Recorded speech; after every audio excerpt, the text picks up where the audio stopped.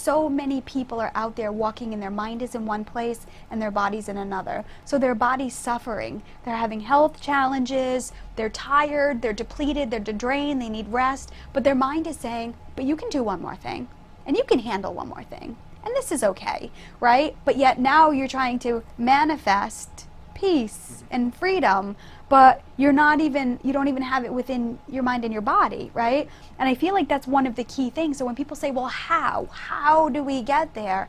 Start paying attention to your body. We say meditation, we say yoga, and people roll their eyes, but there's something to it. It brings you back in your body. The breath work, right, the movement, the stretching, it grounds you, right? I mean, they've been doing it for thousands of time. Yeah, I mean, there's got to be something to it. And but it does, it relaxes. Just like gratitude. It connects that mind, the mind-body connection. It's kind of like an easy connect. You know what I mean? Instead of trying to search out all these answers and stuff, it's a way to find silence and just get back to who you are. And I mean, know. With no outside stimulus. And I've been struggling with that lately because I've had a lot going on and I've been in my mind. And a while back, I remember I was thinking, I was coming home from Massachusetts, and I went over the Fall River Bridge and didn't even remember. I was at a point at an exit and I'm like, oh my gosh. All of a sudden I become present again and I'm like, I don't even remember going over the bridge. Did I go over that bridge? I did a whole ride home one time and all of a sudden I'm like pulling down my road. I'm like, oh my God, how'd I get here? Like completely because we're totally in our mind. Yep. This is when we know. It's kind of like we hypnotize ourselves and our mind becomes like this cycle of energy. So, and I'm totally aware of that. And this is that part of like, how can I manifest and be aware when I don't even know where my body is and what's happening, right? And I think we've been conditioned to have the TV tell us and the news tell us and the musicians tell us how we should dress and how we should think and how we should act, and we've kind of glorified that energy, and I think it's perpetuated more pain and suffering or more. But again, when you feel that, it gives you an opportunity for contrast to say, I don't like this, but it's happening on a mass level now, right? So you're getting a lot of people who are separate and saying, wait a minute, this doesn't feel right. Wait a minute, I'm so tired of all the complaining, and that's like propelling people back on course, right? And so is this, you see it on a grand level, but you can also see it going on within. There's this tug of war. Wait a minute, like you said, is this my belief system or is this something that somebody told me I needed to believe, right? Right, so if you have that unease, then you know it's time to make a shift. Yes, and everybody's degree is different. So it took me a long time to realize when I'm uncomfortable. And I'm uncomfortable, I allow myself to be uncomfortable and be pissed about it or frustrated about it, and then I can move through it. And I always say, well, it's in God's hands, and He's going to open the doors for me, and if something needs to change or grow, then I'll be ready. But until then, I'm going to be a little upset about it. And then when I wake up the next morning, I'm like, okay, I understand. Now I'm feeling through it, right? And it's allowing me to open up space and energy for something better to come along. And sometimes the universe sends reminders. You know, like I say, when I go off on something, you always come in with a, well, and I'm like, yeah, you're right. You know, you're absolutely right. So it's almost like the universe saying, hey, sometimes you can't get there on your own, so we're going to bring people in. But it's paying attention and listening to that. And so when you say something like that, I feel it like, yeah, I know you're right. My whole body softens, and I can release that toxic energy, right? It's interesting how you can pull your body out of alignment with these thoughts. So instead of, you know, if you're not trusting your gut originally, when you get that feeling and you listen to it, eventually, because we identify ourselves, unfortunately, with just the mind, that the mind will actually pull the rest of you along with it. So now suddenly you're feeling the discomfort in your body and you're stressed and you're all tight, and then your intuition's completely cut off because you can't be in that state and really be one with the soul energy that's coming through. Your mind just overpowered all your other tools. Yep. And we unfortunately think that we're our minds, but the mind is just a manifestation tool that's used to help us see contrast, create a desire, and then move forward. It's like the mind helps us come up with a plan. Yep. My body says, I feel like I want more of this. And the mind's job is to say, okay, you need to do this, this, and this in order to, so it's like, okay, you need to save X amount of dollars. Or the logical thing is you need a team or support system. So this is how the mind's working, and to support our feelings of what feels right. And I also feel like there are a lot of people out there who aren't even aware that their minds are taking over. Right? And I think that's a thing too, is like bringing awareness, like how often are you in a different place? How often are you on your ride home and you're looking at the birds and the trees and the cars that are around? I think this is why we have a lot of bumper to bumper accidents and a lot of like minor accidents, because people aren't paying attention. Why? Because they're in their mind. And they're I playing think in movies. this day and age, between the cell phones, electronics, and all this other stuff, I think that's a huge problem, because just to go outside, walk in nature, you know what I mean, or do meditation or yoga or something, someplace where there's no stimulus, and your mind will start to realize, I don't have to be working overtime constantly to entertain, monitor, and function this vessel. I can chill out too. So give your mind a break by getting away all that stuff, and that's when the natural instincts and intuition will start to flow back, and the mind will actually work with those instincts and say, "Ooh, where have you been?" And it's like, "Oh, I like this. Now I'm relaxed because I've done this walk," and and I think they can work together, but it's a balance. But I think most of us are way off that balance. Well, it's, Totally out of like alignment. Like your mind's here and your body's here. we're in self-defense mode, and so that's why a lot of Yeah. times when you're stuck in your head, you're playing these movies in your head about, the way tomorrow could go and all the things that could go wrong, or all the different ways it could go. So you're actively creating your future unconsciously, but you're doing it in self-defense mode to say, like, how do I protect myself from this? How do I do this? How do I make sure I don't make this But mistake? they're How actually do I? manifesting more of that. Yeah, right? well, you're putting that out Because there. that's the feelings they're putting into it. Exactly. And they're adding more of that. And this is where I think a lot of anxiety comes from people. I mean, we have so many Right. people on anxiety medications. Well, because Why? creating Because all these situations, and then your mind's trying to cure them, or trying to, figure it out, control it. well, like you say, security, and trying to like, oh, all right, this happens, I'm covered. This one happens, it's covered. This one I'm having is covered.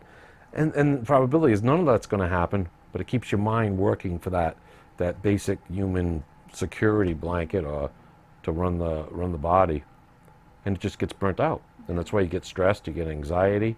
And it You just pulls go your crazy. body into that state. So now, as you're driving home, you're feeling the anxiousness of this thing happening to you that's not going to happen, but maybe will now, because you're putting it out there, and as you're doing that, you're cutting off your connection to your intuition, because you're not focusing there. You're actively creating the future, and you're doing it in a state of self-defense and Mechanical. heightened, not anger's not the word, but that heightened state of Intensity. yeah. And I feel like people, when they're at that state, they get farther and farther away from their soul. God, source, creator, universe. It And becomes then mechanical and at it that becomes more point. fear. And it Yeah. becomes more like, I need to go outer. I need to grasp on this. I need to have this person fix me, save me, change me, make me better. And I think we have a lot of that. People are so far from their souls, or so far from their guidance system, like you said. It's so hard to get yourself back unless you're suffering and you take a major time out and you're like, okay, what do I have to do? And I think this is where like depression and sadness and stuff, people isolate, right? And they go within and they try to figure out what's Do you happening. do you think that's why people get into the addictions of drugs and alcohol, to try to Absolutely. bring them back to their numb natural out. state, to numb out, because they're overwhelmed Because they're feeling that with euphoria. the brain computer trying to figure out all this stuff. Remember, what does the drugs do? Affects what? That's the right. mind. Yeah. So they're now trying to control their minds, and these drugs are relaxing their minds, and they're able to feel their bodies, and it's this feeling of euphoria. So it's like they're using altered states to get what they Get need. back to where they were. But of course, drugs are addictive, and it Oh, yeah, the takes side hold, effects, and it gets yeah. worse, and it just Because they're it's rampant. sacrificing their body to try to get their mind back in And alignment. their body's saying, stop doing this, but their mind's at ease. Yeah. And they're Right. feeling happy and they're feeling great. And I want more of this. I want to keep feeling that. It's an unnatural it's, way Yeah, and it's to come back wearing into off alignment. now. And oh my gosh, now I have all these worries and these fears. And oh my gosh, it's all coming back to me. Oh, you know what? I'm just going to numb out a little bit. You And know? you understand why it happens, because again, we're pulled into this world that, you know, is divide and separate, and you know, everybody's different and everyone has to have this, and if you're not successful in this way, then you're not, you know, you're not a good person, you're a waste on society. And You got to fit in this box. Yeah. You know, that society says you have to be. And I think that's a big thing with people like us, empaths. Not all empaths are intuitives and doing readings for people and are mediums. They're out there in the world sensitive, right? And they don't feel like they fit. And I hear that so often. It's like, I don't fit in. I don't fit with people. Of course not, because they're connected to their truth.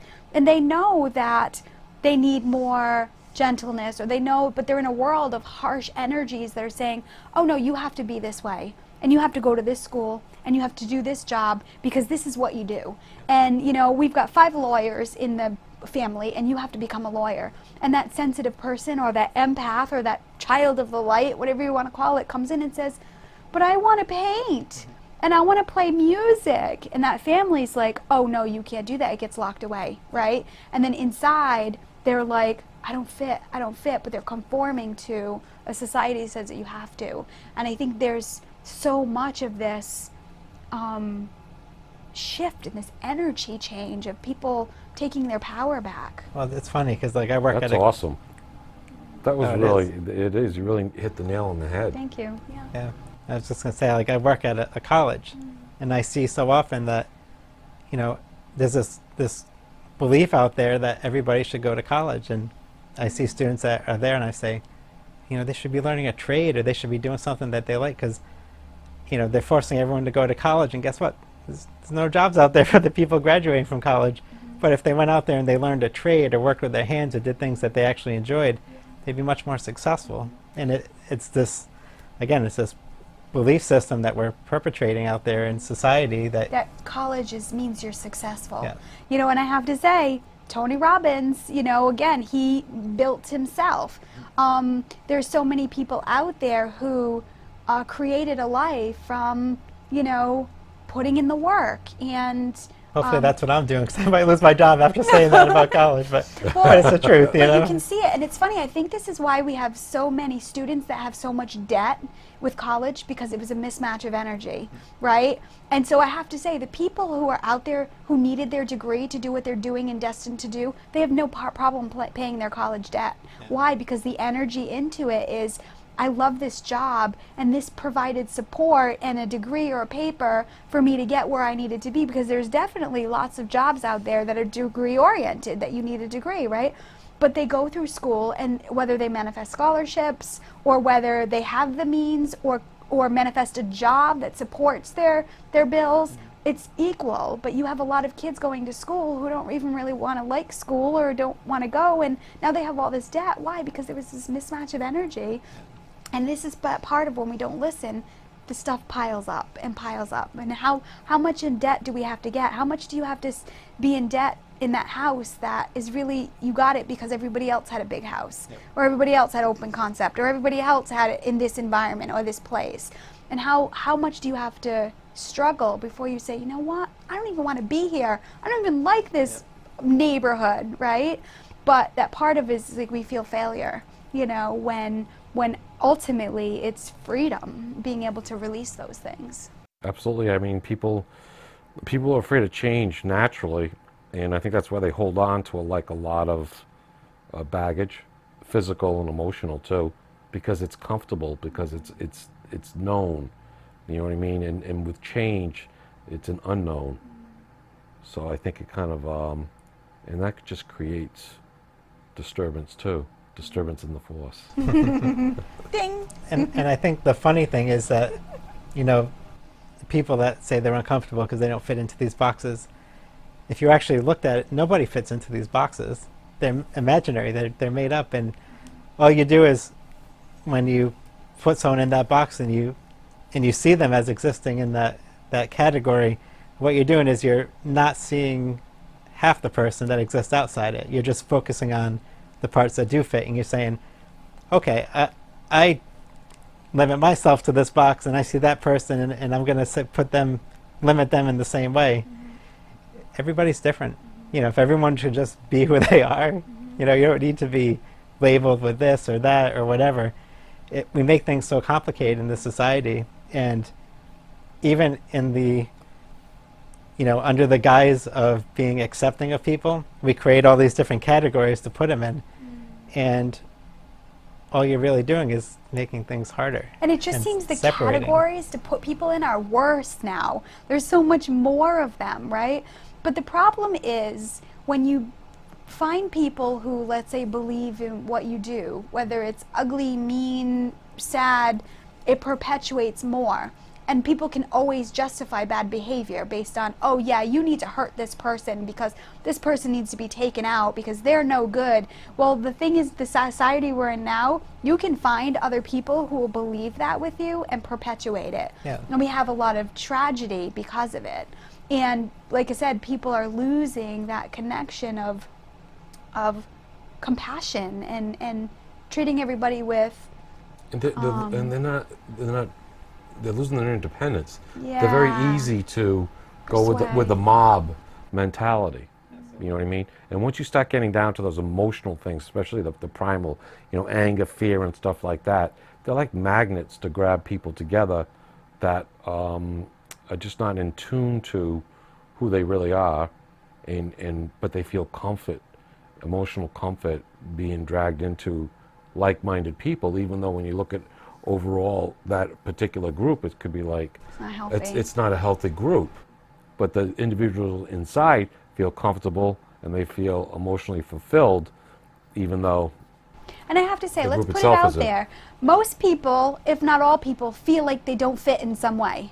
Because again, there's all these labels. Everybody does. Everybody feels Yeah. like they don't fit. So, you know, when we're connecting with people out there, saying, hey, listen, we've all had that, maybe not all of us all the time, but we've all had some place in our life where we might not felt like we fit unless you had good, stable upbringing of people who can support you in who you are. And even then, I think everybody on this planet has probably at some point had that feeling, you know. at some point, and Yeah. I think, but some people might, you know, that manifest or they get very focused and they go off into a career or something that they love, and then they're naturally around fellow workers and stuff. Let's say someone wanted to do engineering, or you know, someone wants to do research, and they love their work, they love the people around them. You know, I think that they Found their people. They found their people. They found the tribe. Mhm. Yeah. And I think that's a beautiful thing. Like the work that I do, I know this is what I'm supposed to do. It brings me so much joy and so much happiness and so much peace that I'm willing to let toxic things go that I would have held on near and dear before. That I would say, okay, this is, and in this space, I'm like, but this is my passion, this is my love, and this is my joy, and I'm not going to let anything take that from me anymore. And if that means people, places, things, and ideas have to come and go, then so be it, because I need this, right? I need this for me. It's not about everybody else, but it's how it makes me feel, right? And again, that's the ultimate freedom, is to be able to wake up every day and say, God, I'm doing really good in the world, and I'm helping people, and it's powerful, and lives are changing, and it's so important, and everybody can have a job that offers that in some way. I do it through spirituality and mediumship, but yet every job or every passion has those same gifts, right? And it's exciting. And when I tried to suppress it, or I tried to pretend or put it down, I was suffering even more, right? So that's that part of like embracing. And now I am surrounded by a bunch of people who feel this in this space, right? That energy really brought us together, Right, right? absolutely. Because we're in our power with it. We know who we are. And again, we're learning still and adjusting the sails, but we attract more people who are solid and grounded with it, right? And then that becomes more and escalated. And it's like helping people in that way instead of telling people, oh, well, you should do this and you need to do this. No, listen to what your guidance system is saying. And know that there are other people around you and all over that feel the same way. So I mean, like, it's a great subject we're talking about, and our viewers can relate to it. That oh wait, you know, there are other people that feel this way, and there's a way to deal with it, or to live with it, or you know, go along life with it, and they're not explore, and they're not alone. It's a common thing. And exploring is a challenge because it's the unknown. And this is the thing, is like, explore life. But it can be fun. There are many, You know, life's an adventure. Like, you know, the expression. And if you, Ding. well, it is. And I mean, if I know that's a cliche, but it's true. It's like, enjoy it, enjoy enjoy the trip. It's not the destination. It's the journey. It's the journey. Ding. Joe is I need one more. One more. All right, everybody, thanks for watching. We hope that this helps you break out of your own box and really discover who you are so that you can really create that life that you deserve. And remember, try to go with the flow in life and don't put any restrictions on it. That's the best way to really enjoy things that you don't even expect. And remember, always consider the source. Good night. Night. Bye.